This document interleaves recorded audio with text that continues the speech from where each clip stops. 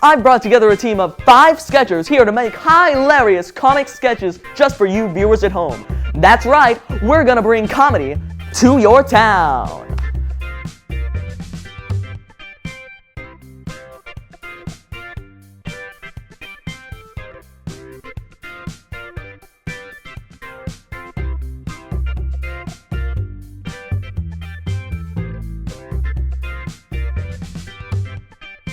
And the first sketch will be... Is Tom a robot? Breaking news! ChatGPT has released a horde of androids against humanity! Panic! Stop dilly-dallying. We have a test to study for, remember? I feel like that was important. What's important is that I convinced Tom to help us study. He has a 5.0 GPA. Just his presence alone will save their score on the test. And we only have 1 period before it starts. Okay, but... And listen, if Tom walks out in the middle of the study hall, then we're screwed. So you don't want to offend him. What?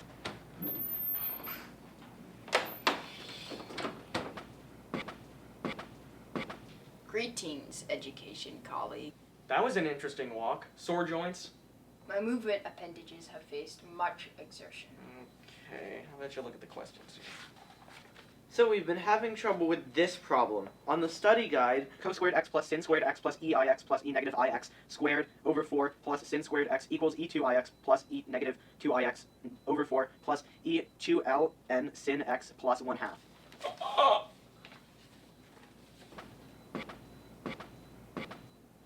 The answer to that question is 1. Breaking news! ChatGPT has released a horde of androids against humanity! Panic! So, Tom, you say you moved here this fall? Affirmative. Where were you living before? Lansing. Okay... What was that? I told you not to bring anything up. Isn't something off about Tom? What are you talking about? I mean, is Lansing even real? It's the capital of Michigan. Okay. So, Tom, what do you do for fun? Or, you know, human activities.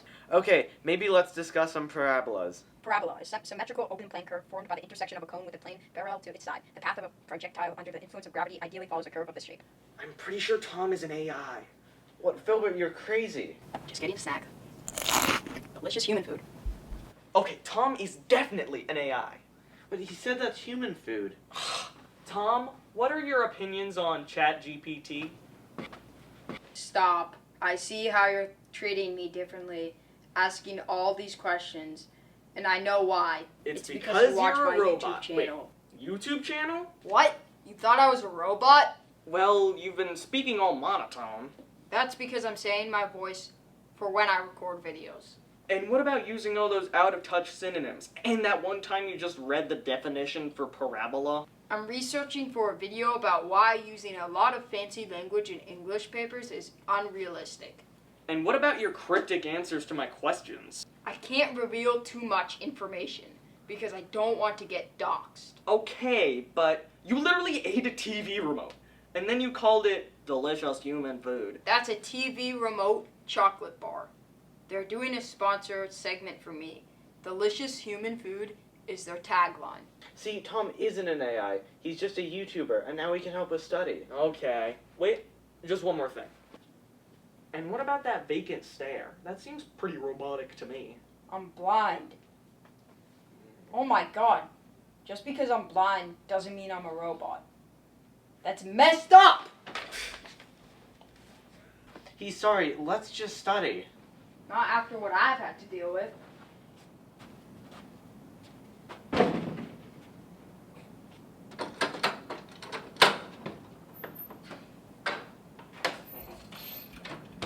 I guess we don't have any androids to deal with.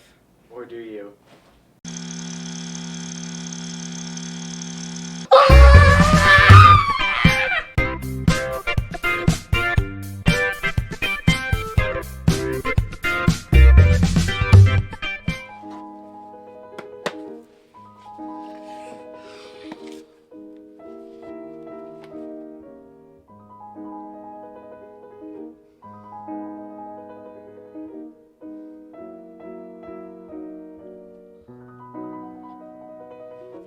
Has this ever happened to you? Have you ever tried to read a book but failed to do so because of reasons like boredom, losing your place, and illiteracy? Well, lucky for you, we here at the Sinister Publishing Company are happy to bring you a new way to read books by not reading them at all. Introducing the Instabook. To use, just open the book and...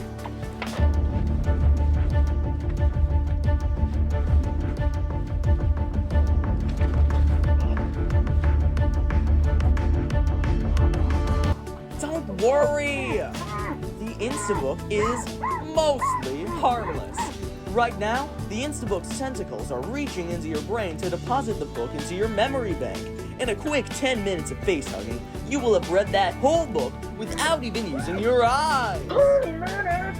Well, while we wait for Lawrence, let's get input from some other users of the product. Recently, I've been having trouble keeping up with my book group because I've had issues remembering to do things like reading my book and breathing. Gilbert, what did you think about the book? I thought Tabitha's character arc was rather unrealistic, especially after what Archibald did in chapter 15. Now let's check back on Lawrence. Alright, Lawrence, you've got 9 more minutes. 9 minutes? This is so claustrophobic! Oh, instead of taking this thing off! It's not worth it! I can read this book! No! Stop! Look what you did. Your face got ripped off. That's why you have to wait the 10 minutes for the Instabook to come off on its own. Otherwise, its tendrils will pull your face off. Oh well, you win some, you lose some. Get yourself an Instabook today! We feature books such as 1985, How to Kill 2 Mockingbirds with 1 Stone, and the 2-book set of Pride and its sequel, Prejudice. Find us in the Area 51 gift shop. And we're back with more of the jokes you jump for. Oh, hey, Floyd. I'm not Floyd, I'm Lloyd. Oh, Floyd's body double. Just as I thought, you only see us as someone else's body double. That's why us body doubles are going on strike. Too bad. Boo-hoo. Those damned unions. We don't need you body doubles. We'll do just fine without you. I'm not paying you for your strike. I'll be here when you want to negotiate. Yeah, right. Wait, if we don't have body doubles, who will do all the stunts and death things and like scary scenarios and all the other body double stunts without them? For a little sketchy, I will do it. Besides, whatever they're doing, I can probably do just as easily. Okay, sounds good. So for the next sketch... Oh yeah, and the next sketch will be... Calendar Wars. Hiya, Raider. Hi, Erica. So, you know how our dorm room is super bland, right? Yeah. Like, we've only got this coat hanger and a few recycling bins and a trash can over there. Uh-huh. So, I thought I'd get something to spruce it up, right? What'd you get? I got this new Oh calendar! my God, yeah, it's amazing! I know! That's why I spent all our money to get it. What? It's fine. We can earn it back. This still is a lot of money!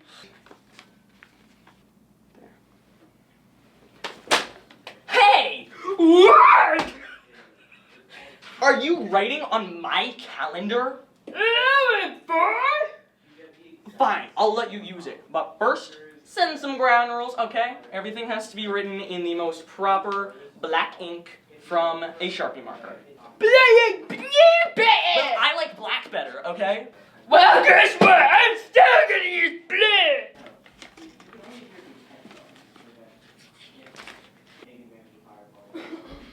How dare you! What intonation is going on? Are you guys seriously fighting over a whiteboard? You should be ashamed of yourselves. I'm living with 2 literal idiots. Well, if you're so smart, do you have a better idea? Yeah, dare ya? How could you suggest that? Why don't you guys just use both colors? That will never happen. It must be black!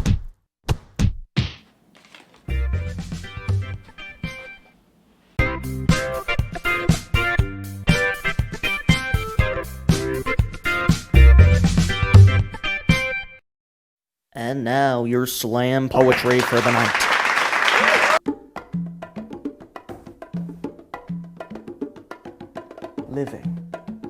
Living for a paycheck.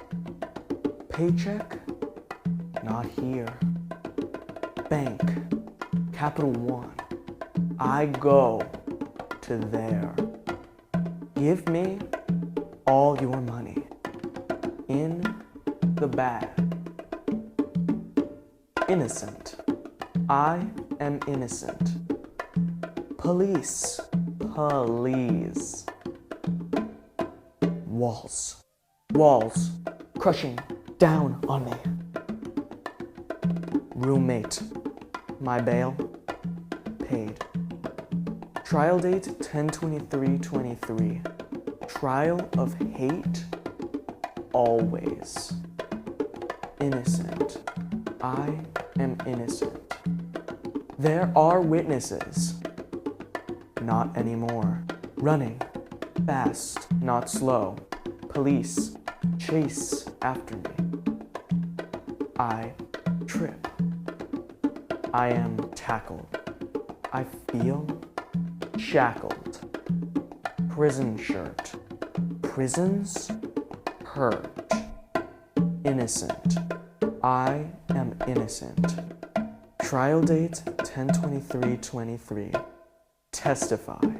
Test if I am deserving of living for a paycheck. Thank you. What a show we're having so far! And it will continue now. Sir, are you okay? You seem a bit out of breath. I'm perfectly fine.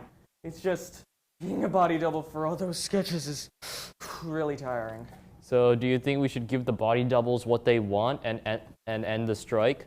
What? What? No! I can do this. I don't need those body doubles. The next sketch will be Coach Bob. Last time, Mr. Bob was found dead in a coal mine area. However, Mr. Bob's story is far from over, and I will share the rest of the story with you tonight.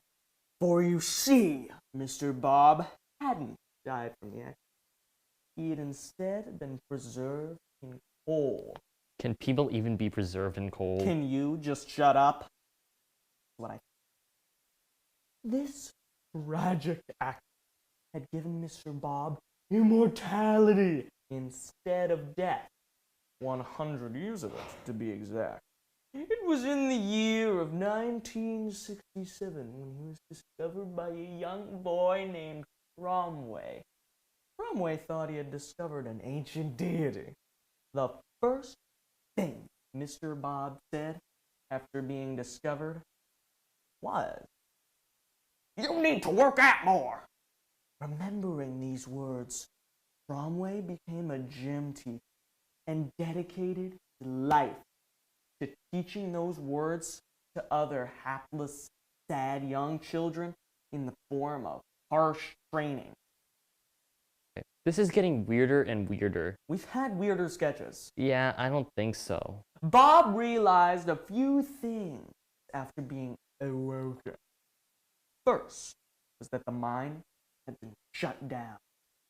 Second was that he was broke and unemployed, as most frozen people are. And third was that he was in a different century.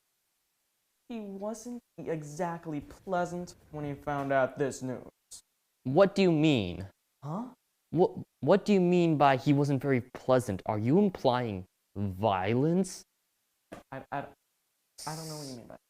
Yes, but our image consultant always mentions how this show should be kept PG, and it shouldn't contain things like violence and swearing. Who cares about PG? Go take a time out. You can't tell me what to do. Then leave me alone. Anyway, Mr. Bob was broke and homeless, so he did the only sensible thing. He enlisted in the army. He quickly rose the ranks and became captain of the ship, Boy. Then, in 1972, Mr. Bob was given an undercover assignment to send supplies to Vietnam. To make sure no one recognized him, he used the alias of Silent Bob and started his journey. Silent Bob? Isn't that a character from a movie? That's it. If you say one more word, I'm going to... Do what? It's so gruesome, I can't tell you. Or you just don't have anything in mind? Just leave me alone. Anyways, Silent Bob, aka Mr. Bob, was very proud. He'd been given a very important assignment and he couldn't mess it up. His fate was against him. During the storm had begun. Somehow the storm had Mr. Bob. He had so nauseous that he tripped. He fell right into a spearhead and it pierced his eye. He was temporarily given blindness and flung overboard. How is he not dead? He just isn't. Mr. Bob was washed ashore at the place where the illegal coal mines used to be. He was once again broken homeless. However, at this moment an idea came to him. What if he reopened the illegal coal mine? Where would he be to get his workforce? Then he saw a little child walking some distance away. Perfect! He would kidnap children for his coal mine. He decided to kidnap children by becoming a substitute teacher. After teaching in class, he would steal a random student and bring him or her to coal mines. Recently, he even tried to advertise his coal mines on a little Sketchy. However, the sketch was refused, and he somehow stuck it onto one of the episodes. To repay for the actions, they were allowed to write his backstory and reveal him to the world, but that's a different story. Anyways, this was a foolproof plan, and Mr. Bob had been doing it ever since! Seriously, that's how you're going to end it? I'm tired of talking, so yes, that is how I'm gonna end it. This whole story was a waste of time. You know what? Enough is enough. Ooh, a banana.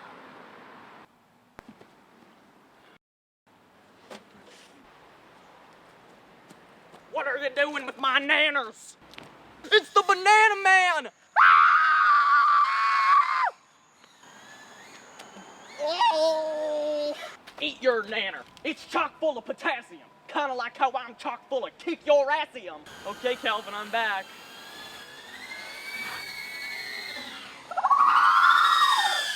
Ugh.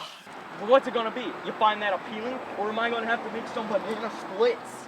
Fine, I don't want to get splattered. Give me a banana. You must have gone bananas. If you eat my nanner, then the nanner you threw out will still have been wasted. What? You want me to fish it out of the trash? I come from a banana republic, where the motto is, no banana shall go wasted. But you wasted 2 bananas by throwing them at Jerome. Eat that nanner or I splatter you like banana bread. Okay, fine. That's a step in the right direction.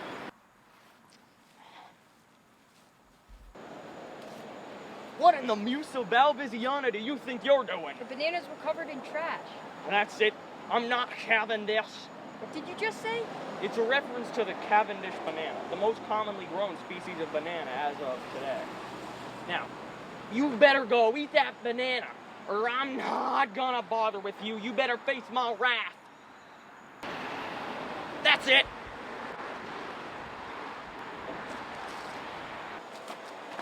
Not such a second banana anymore. Now eat the nanner!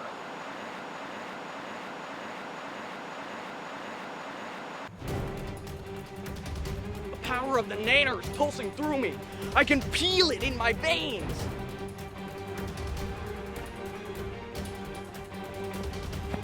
Nice shot, Banana Man. I'll never have to eat a banana again. Ha! What you didn't know is nanners make great boomerangs. Hey, oh! Sir, are you okay? I just took 2 bananas to the chest, so... No! I had to change my plaid. I had no idea how hard being a body double is. I should just leave it to the professionals. But sir, we don't have any professionals, remember? Well, yeah, that's why I've got to do something about it, okay? There's something I gotta do. Is there anything you can put on while I'm dealing with this? Just wait. We have a No Olympics broadcast. Perfect! Do that. Now, I gotta make things right. Roy Shields? What? No! This isn't the guy suing you. Listen, I'm gonna need your help. No, not this guy again. He messed up. He almost had to sell our whole entire sketch comedy division. Cheapest lawyer.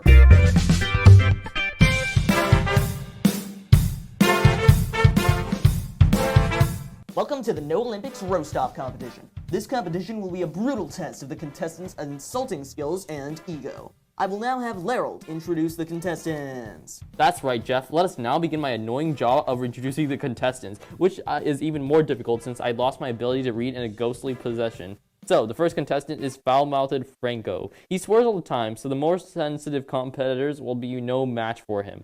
Unfortunately, since his swearing won't pass our censors, we'll have to mute out everything he says. Next is Chef Macaroni. He runs a Michelin star restaurant, and we don't really know why he's here, but maybe he'll give a good roast. Next is Too Good Tooey. He is very insecure when people are mean because he always wants to be good. So I think he'll have a problem with being insulted, but he's doing it anyway because his therapist told him to try something new. And lastly, we have Tyler Swift. He's the younger brother to a popular music artist, and I can't quite put a finger on who though. He's written original songs insulting each contestant in my preparation for the show, but he may struggle with imposter syndrome. We'll now take it over to Chuck to explain the game. Over to you, Chuck. Thanks, Jeff. So, here is the official bracket for the roast off. As you can see, there are 3 games, and the first 2 are normal. But for the third game, that's where the winners of the first 2 compete. As for the rules, the contestants will roast each other until one of them runs off in tears from the dramatic nature of the insults. Back to you, Jeff. After 300 years of eternal slumber, I rise. Who you can call? Jeff, what is going on in there? Turns out Lerald was telling the truth about getting possessed earlier. Who knew? Oh. Anyways, on to the competition. First up, we have Foul-Mouthed Franco and Chef Macaroni. And the roast-off begins now. And Foul-Mouthed Franco is starting it off. We can't really explain what he's saying because of the censors, but it is nasty. But what is this? Chef Macaroni seems unfazed. The mortal reb will crumble. Can you stop? It's already hard enough announcing on my own since you possessed Lerald, and I don't need your interjections. I mean, if you need another announcer, I could do that. Finally, some cooperation. And it looks like Chef Macaroni's turn to start roasting. It'll be interesting to see what he does after his stone-faced reaction to foul-mouthed Franco. Wow, that was actually good commentary. Better than Lerald himself. And Chef Macaroni is now brutally insulting Franco. He's turning this into an episode of Hell's Kitchen. Hell? That's where I live. This is unprecedented. Chef Macaroni is yelling at foul-mouthed Franco for doing a bad job at cooking. He's telling him to work harder. But no one's cooking. There's not even a kitchen here. The psychological trick worked nonetheless. Foul-mouthed Franco ran out crying. This means that Chef Macaroni is going to go to the next round. Next up is Too Good Tooey and Tyler Swift. Tyler Swift is up first. And his first roast is just talking about how he can sing a high C and Tooey can't. A high C, I'll believe it when I see it. It looks like Tooey believed it, because he left the roast immediately, leaving Tyler the winner. We're now down to Chef Macaroni and Tyler Swift. Tyler Swift starts off by singing a song about all of Chef Macaroni's personal failings? I think that that'll be tough for anyone, but Chef Macaroni is taking it pretty well. Well enough to get to his turn. And for Chef Macaroni's roast, he is literally roasting a steak? Doesn't he know it's not that kind of roast? This makes me feel less bad for taking over the mortal realm. But wait, what does Macaroni have in his other hand? It's a lime to go along with the steak. And this is a big development. Chef Macaroni is squirting the lime into Tyler Swift's eyes. That's epic. Why couldn't I have possessed him?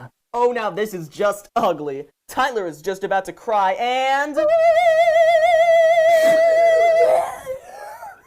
Incredible! Tyler Swift sang a high C. It's so powerful that it's making Chef Macaroni shed a single tear. He's now leaving in defeat.